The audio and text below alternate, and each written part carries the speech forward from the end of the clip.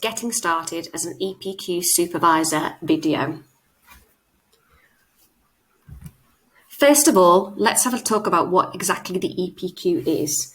So EPQ stands for Extended Project Qualification, and it's a project that requires students to undertake not only independent learning, but also to carry out their own research, referencing, and manage their own time. The aim of the project is for students to either produce a 5,000 word written report, or they may choose to produce an artifact with a 1,000 word, which is a minimum report to support that piece of work. Alongside creating their report or their artifact, students will also need to complete a logbook that tracks their journey and follows their progress throughout the EPQ. And then finally, at the end of the process, they will need to give a presentation, not just on the topic that they have been investigating and researching, but also on their whole EPQ process. So things that they have learned that perhaps they didn't know before, problems they faced and how they have overcome them, and how they think the EPQ will benefit them in the future. The EPQ as a whole is then marked out of 50. So meet the EPQ team. So firstly, my name is Sarah Morgan and I am the EPQ Centre Coordinator, and I also teach Business Studies and Economics. With Jane Knott, who's the head of Sixth Form, Adam Burgess, who is the head of Year 13 and also oversees EPQ for those students who take it in Year 13 as part of CEP, or who maybe carry on with it from Year 12, and then also Francesca Drake, who is the head of Year 12. As you can see here, we have a number of supervisors supporting the course this year. Those supervisors with stars next to their name are new this year, and those supervisors without stars have been doing it for at least 1 year. So if you are new, it may be worth partnering up or speaking to one of the existing supervisors who may be able to support you through the process. So what is your role as the supervisor? So you do perform a really key role in helping students through their EPQ, which is new to them, and it is a challenging programme of study. It is assessed at A-level standard, so they are producing something that we would expect to see perhaps at the end of Year 13. So they have to really challenge themselves and really push their boundaries in terms of their skills that they need to develop and the work that they need to complete. You do not need to be a subject specialist as their supervisor in the chosen area of their project research, because you are not teaching them the knowledge that they need to know in terms of their content. You are there to guide them through the process of how to either complete a 5,000 word report or to present an artifact with a supporting report. The supervisor therefore has 4 key responsibilities: to regularly meet with your students, to complete key sections of the AQA production log, to attend each of the students' presentations at the end of the process, and then finally to mark the work of your students. So what I'd like to do is have a look at each of these 4 responsibilities in a little bit more detail. So, responsibility 1, meeting with your students and delivering your skills sessions. So part of your role as an EPQ coordinator is to meet with your students on a regular basis. As part of this, you need to deliver to them skill sessions that will help them complete their EPQ. So this is things such as research skills, evaluation skills, how to write a bibliography, how to carry out primary research, how to carry out secondary research. You will also discuss with students their initial ideas for their projects and help them plan out a project that will be suitable for them to take forward for their EPQ. We can advise students on ways that they can improve and focus those initial ideas, but it is not our job to choose the title for them or to make any changes for them. We will only make suggestions, and if they choose to follow those suggestions, that will be their choice. Alongside this, during the course of the process, you will hold planning reviews, a mid-project review, and then a final project review with the students. Again, offering advice and guidance to help them make further progress, but without directing them. They are responsible for their own project and they have to make their own decisions. We are there just to offer general advice and guidance just to help them make the progress that they need. Responsibility 2. Completing the production log. The production log is a really important element of the EPQ, and this needs stressing to the students. Their final report is not the only thing that they're assessed on. They're assessed on 3 things: the report, the quality of their presentation, and their production log. Therefore, it needs to be a working document that they keep on top of throughout their EPQ journey. In terms of your responsibility as supervisor, there are certain sections within the production log that you will need to complete. So firstly, there is a section where you will need to comment on the suitability of the candidate's project proposal and whether you feel that actually this is something that could be taken forward and the student could complete it as an EPQ. You need to explain in the production log part B how the student perhaps could extend and develop the project, ensuring it's away from their main course of study. You will complete the presentation record, explaining the nature of the student's presentation, who was in the audience, and their style of delivery, whether they were confident, and also how they handled any questions that they were asked by the audience. You will also complete the record of marks section of the production log, which will provide marks for each of the assessment objectives, which we will have a look at later in this video. And then you will complete the submission checklist, ensuring that all parts of the EPQ have been completed and handed in by the student. Responsibility 3, the presentation. So one of your key roles as supervisor is to attend the student's presentation. During that time, when they are presenting their work, you need to keep a log of the nature of the audience, so how many members were in the audience and who is the audience made up of, the nature of the presentation, including any visual aids that the student has used, comment on their overall delivery, and then also make a note of any questions that are asked, but also the responses that are given. Student responses to questions can be used as evidence to award them certain marks and to help them achieve certain levels. So by keeping a detailed log of their actual responses during the Q&A time, during their presentations, is really beneficial to the student. You can also use that time to ask questions perhaps on areas where you think maybe the student is lacking in terms of the overall mark scheme, and therefore help them achieve the levels that they need to. And then finally, responsibility 4, to mark the student's work. Each supervisor is responsible for marking their own student's work within their EPQ groups. Obviously, we want to work to the same standard so that we are all marking to the same level. So when we get towards the end of the EPQ, there will be a standardisation process, and then I will also moderate work as the centre coordinator. So I've mentioned about assessment objectives. So what we are looking at is assessing students on 4 key areas: their ability to manage, to use resources, to develop and realise a project, and then finally to review that project. So management, AO1, this is their ability to identify, design, plan and carry out a project, and also to put into place, for example, a time management plan or a plan of when they're going to complete things. Students who achieve the top grades should be encouraged to complete, for example, a Gantt chart that maps out their timeline of when they are planning to complete tasks and how long they plan to spend on certain tasks. And also students who achieve a top grade will keep a very good record of their progress in their production log. Secondly, we have AO2, which is use of resources. Students do not have to carry out primary research, and in fact some primary research actually undermines the quality of their EPQ if it's not done correctly. So whilst obviously if a student wants to carry out, for example, a questionnaire or an interview, that is fine to do so. We need to encourage them to make sure that they're carrying it out in the right way, and then actually it will bring something and provide information for their project.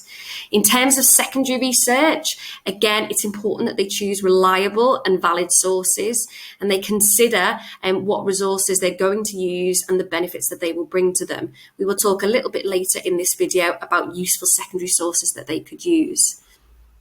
AO3, develop and realise. This is where the majority of the weighting for the marks of the EPQ come from, and this is where 40% of the overall mark.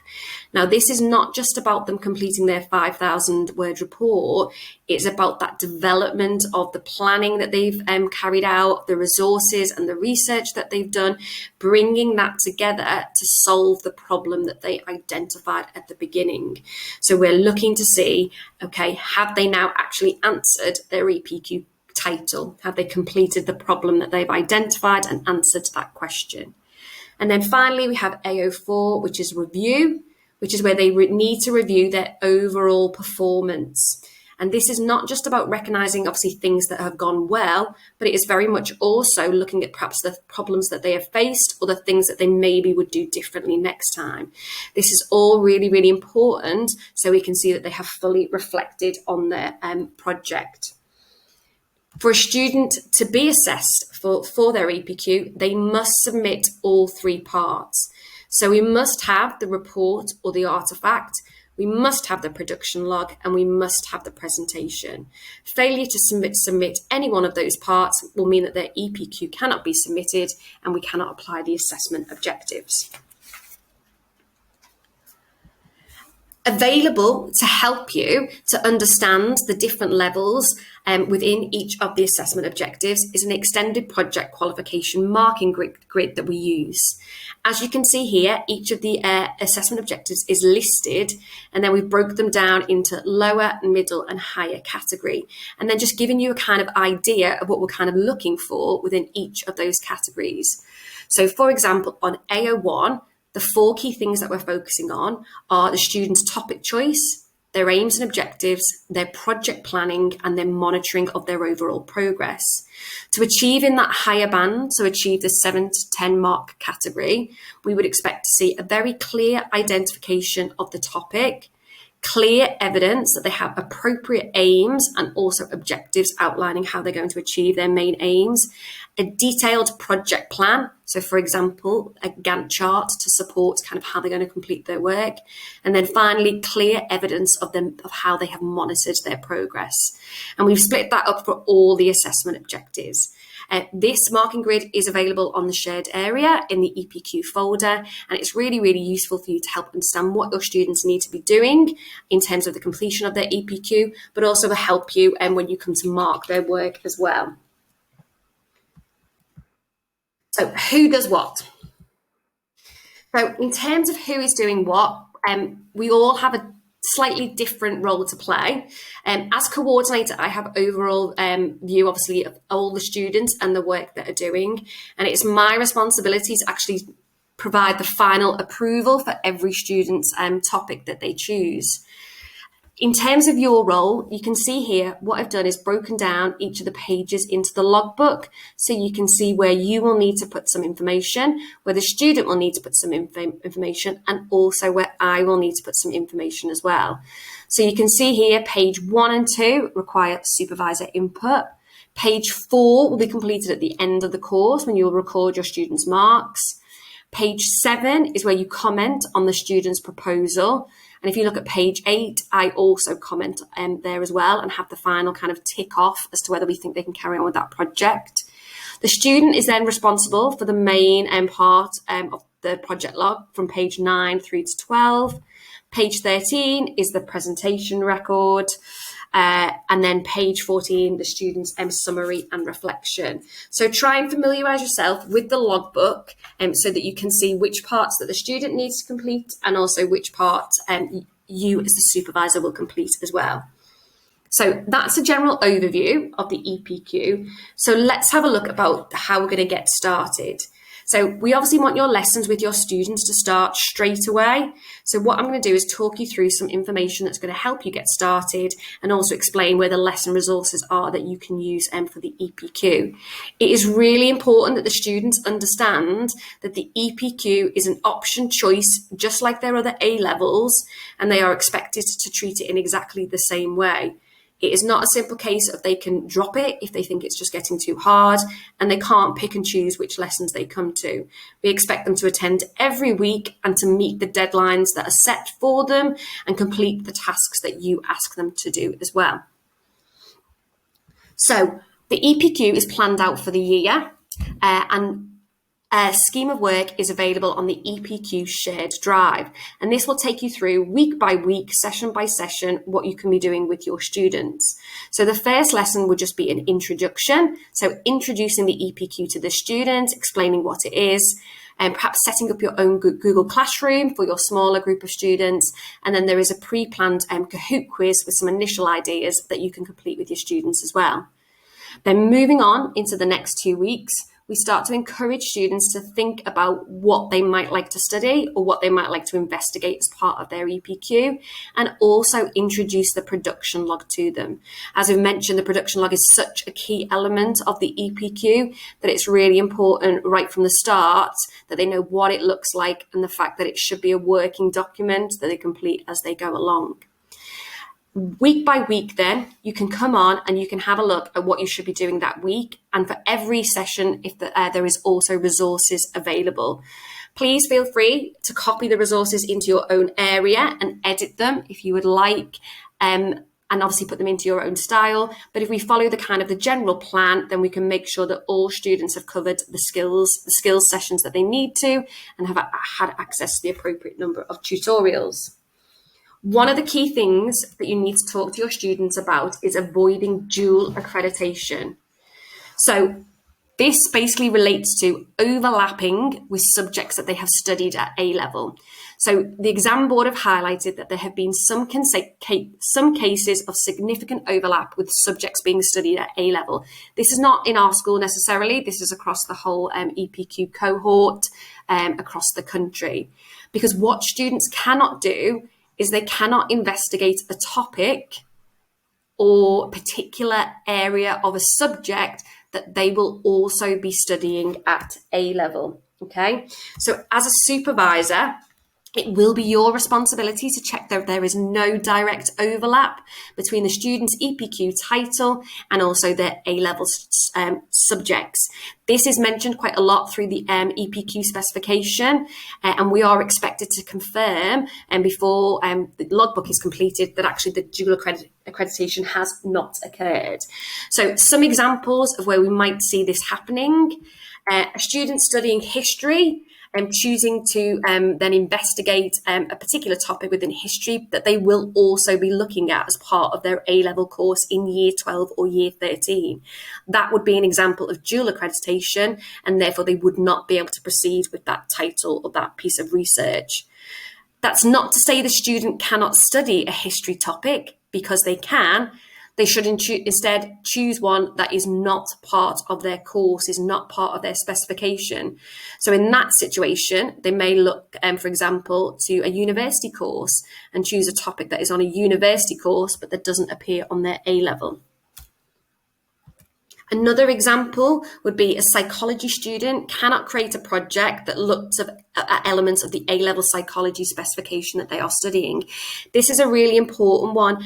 Psychology and sociology students often find that there is a lot of crossover between things that they want to perhaps look at in a bit more detail in their EPQ, and also things that they are studying within their psychology and also their sociology specification.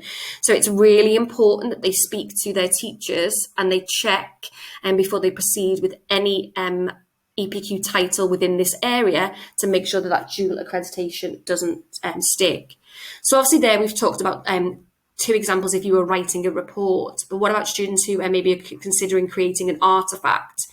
So an art student cannot create, for example, an artifact using an area of study from their art course. That doesn't mean, again, that they can't create an artistic artifact. It would just mean that they need to pick something that is outside of their current specification. So they would need to look at something that is outside of their current specification. Okay. If in doubt, please always speak to me, or either speak to the DTL for that specific subject, or encourage the student to speak to the DTL for that specific subject, or their subject teacher as well, just to ensure that we don't have that situation where they have an overlap between what they're looking at with their EPQ and then also what they're what they're studying as part of their other A-level courses. Let's return back now to the logbook. As I've mentioned, the logbook is a really important part of their EPQ journey, and perhaps is something that students do overlook. It is a document that is used to record their journey through the whole EPQ project, and it is a big part of their final mark. So it's really important that they understand that it's not just a simple admin document where they need to kind of keep a list of things or tick boxes, but actually it provides them with the backbone of their project. We can really see when we come to market the whole journey that they have been on. It is a really, as we've mentioned, significant component, and actually it is equally as important as the report or the artifact that they can create. So a student that has perhaps a really good report or a good artifact, but actually has a very weak logbook, will find that that does impact their overall mark. What we are looking at with the logbook is the idea that it shows the students progress from those initial ideas through to them developing their research, through to their actual final outcome, and also the reflection on their own importance. So it is really vital right from the start that students are made aware of how important this document is in relation to their final outcome, and that actually they should be completing their log as they go along rather than completing it retrospectively. Retrospectively completed logs do not achieve the same level as logbooks that are completed as they go along. So encourage your students at key points to take a look at their logbook and make sure they have completed the relevant section. I will ensure in the next week or so that your students have access to an electronic copy so that they can keep an electronic copy of their logbook and fill it in as they go along. Another element of the EPQ that students will need to produce and need to consider is a source or a literacy review, and also a risk assessment. So all students need to produce a review of the sources that they use. This is part of the skill that we're looking for, in which they critically evaluate. So this means looking at a source and weighing up how useful and beneficial it actually has been to their overall EPQ project. What we're looking for really as part of this literacy review is their ability to explain why they chose certain sources over others. And that will be able then to show us that they have demonstrated the skill of selection. In terms of how this should appear, it's the student's choice how they present this. They may choose to include a literacy review as part of their logbook, as part of their planning review. So it could go in as part of their planning review, or as many students do, they choose to add it as an appendix to their report. So it ends up being quite a detailed document. So if you've got a student that maybe uses 20 or looks at 20 different sources, then they need to evaluate those 20 sources. They need to explain which sources that they have chosen, why they have chosen, and which ones they have chosen not to use. There is a lesson for you to use to talk about literacy reviews and to explain how students present these and how they should be carried out. The next things that students will also need to carry out is a risk assessment if they are undertaking any sort of primary research. So if they're not doing primary research, then they don't need to do a risk assessment, but if they are planning to do primary research, then they will. This has become part of the EPQ over the last couple of years, and it's expected that students carry it out if they were going to do things, for example, such as a questionnaire, an interview, or observation. And what they need to do is assess the risks of carrying out that primary research. So, for example, what are the risks of carrying out a questionnaire? So it may be that they decide that they're going to go and stand in town with a questionnaire and get the views of passers-by on a certain topic area. They need to assess the risk of that. So what is the risk of them going into the town, standing on their own and collecting passers-by's opinions and results to get that questionnaire? Okay. They also, if they're planning to use something like photography, So if they're going to be taking photographs of people as part of their project, which we often see when people do artifacts, they need to have written consent as part of that risk assessment. So if they're going to be taking photos of people, they need to make sure that they have the written consent of that person. Again, there's no set form in terms of how they will do this. And we can provide a standard one for students who need to get that kind of written consent. But it's really important that they do that if they do primary research. And then another new part that was added to the EPQ in 2020 is an ethical review. And this is something that all students now need to complete as part of their EPQ. Okay, there is a guide provided by AQA on ethical principles and why this is an important area for students to consider. And again, this is available either via the AQA website, or I've also posted a copy on the EPQ shared drive.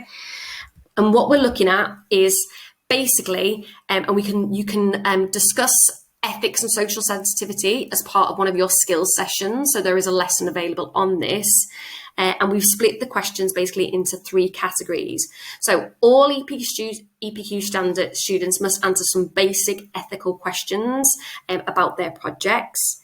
Students who will be using human participants, so for example, for an interview, will have some questions related to research for using human participants and focusing on ethics around there. And then finally, students who are particularly looking at a socially sensitive or a topic that might be deemed controversial. So for example, racism, abuse, immigration crime, terrorism, sexual harassment. There's also a set of questions that they will need to complete that consider the social sensitivity and of their topic and the ethics around their proposal. So again, that's something that students need to be aware of, and it's something that all students will need to complete. Again, they may choose to include this as part of their EPQ log, so they may put it again in their planning review, or they may choose to attach it as an appendices to their final report. So just some general guidance as we come towards the final parts of this presentation. So students are going to need to include their name and candidate number on the header and footer of every page.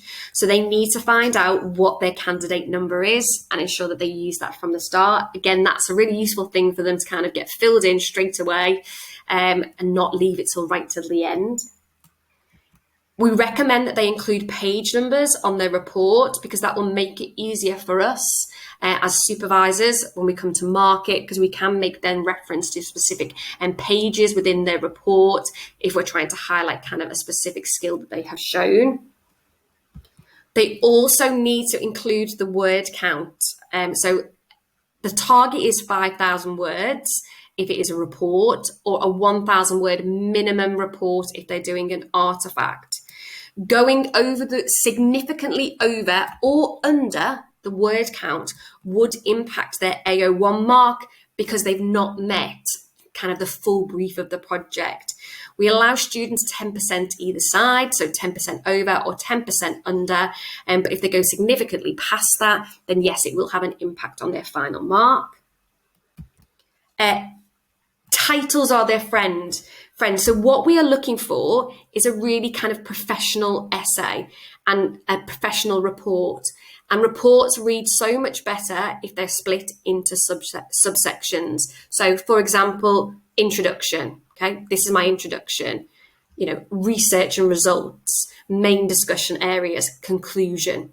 Because as the reader, if I want to go back and read over something, I want to be able to go back and find it easily. So, and if you imagine the external moderator as well, if they're looking to make sure that we've awarded the right marks, and for example, they're looking to see whether actually our mark for evaluation is correct, they don't want to have to trawl through the whole report to kind of find the conclusion. They want to just be able to look that up. So we encourage students to use titles, subtitles, and subsections within their report, and include a table of contents so that as the reader, again, we can see exactly what we're going to be reading and looking at and what different parts exist within their reports. As I've mentioned, primary research is not a requirement, and actually sometimes it is not useful. So for example, deciding to carry out a questionnaire and then just asking your closest group of friends to fill that questionnaire in is not going to be very useful if actually you're trying to carry out a report, perhaps investigating something related to people over 40. Okay, the research that you've collected will not be relevant to the subject matter that you are looking at. So while lots of students feel that they want to carry out some primary research, they need to really consider actually what is it going to bring to their report and is it relevant. They basically just need a wide range of sources. And when we talk about a wide range of sources, that can just be a wide range of secondary sources. So for example, journals, textbooks, newspaper articles, websites. If they use a range of different sources in that sense, then actually that's going to hit the requirement for them having used a wide range of source. The other thing that's going to be really important, particularly obviously with their secondary research, is that every source needs to be referenced. This is very, very important. And we do see students who submit reports with no referencing in at all. And obviously that then does have a significant impact on their final mark. Again, there is a skills session that you will deliver to your students, which will talk them through how to carry out referencing and the different referencing methods that exist. We teach the Harvard style, but there are other styles of referencing that exist, for example, such as the Canadian style. So if you're not sure whether your student is using an appropriate referencing style, then you can always drop me a message just for me to be able to check it. And then lastly, I'm just going to show you a couple of sources that are quite useful for you to direct your students to, that they can use to help them with their EPQ. So firstly, Google Scholar. So obviously we all know about Google, the search engine, but actually Google has a sister site called Google Scholar, which is a search engine that actually only specifically searches literature and academic resources. So it doesn't do a general search of the internet like Google would normally do. It specifically searches through academic resources, so journals, past dissertations, research papers. So that's really a good starting place for students to go to kind of start to look for their research. And again, finding more appropriate research is going to be easier if they use kind of a more specific search engine like Google Scholar. So you can see here, if a student, for example, was looking at crisis management in the airline industry, perhaps if we typed that into the general Google website, we would get lots of different information would come up. But by using Google Scholar, instead what we get is a range of different sources. So for example, the first one that comes up is from a book. Second one is a book. We then have a report, so a journal from the air transport management. We have, again, another journal here. Also, because we're thinking of relevance, students can also filter out, for example, reports and information by time. So if they, for example, are looking at technology, then perhaps maybe reports pre-2015 maybe wouldn't be suitable because technology has changed so much. So they again might want to filter out any certain date, any date, so they can focus on a specific time period, and they can also customize that as well. So that's a really, really great source for them to use. So again, here, if I was to have clicked on that first link there, this is the information that comes up. So it's much more specific than just using the general Google site. Universities have also got some great tools for EPQ as well. So the University of Manchester have a section of their website which is dedicated to EPQ, and it provides useful resources for both teachers and students about how to complete the EPQ and some of the key skills that they need to be aware of. Southampton University also has the same. So again, they have a dedicated part of their website, again, which supports the project for qualification. They have a virtual library that students can go on to and have a look at, and also downloadable resources that they can use to help them develop their research skills. And then also there are lots of useful tools out there on the internet in terms of guides on how to complete an EPQ. This is one that I came across, which I thought was particularly useful because it kind of is a nice little summary, and it's basically the 9 simple steps of how to write an EPQ. So it talks about coming up with an idea, writing down everything you already know about that topic, then identifying a specific question that you're going to answer, creating your structure, so thinking about how you're going to plan out your report, what you're trying to say, doing your research, reviewing the structure you've got, thinking about how much or what the word count is going to be for each of your section, then actually writing your essay and then gaining some feedback before you then go back and edit it and change it. So there are lots of really useful EPQ resources out there. Obviously, if there is anything that I can help you with, or if you need any help finding specific information, then you can just drop me an email, or you can pop over and see me. So really good luck with this year, with the year ahead. We will meet on a few occasions during the course of the year, but obviously in the meantime, any questions that you do have, please just let me know. Or if you have in your department perhaps somebody who has been doing the EPQ as a supervisor for a couple of years, then please feel free to ask them some questions and ask them for their advice as well. So thank you very much for watching this video. Look forward to working with you over the following year, and good luck to you and your students with their EPQ.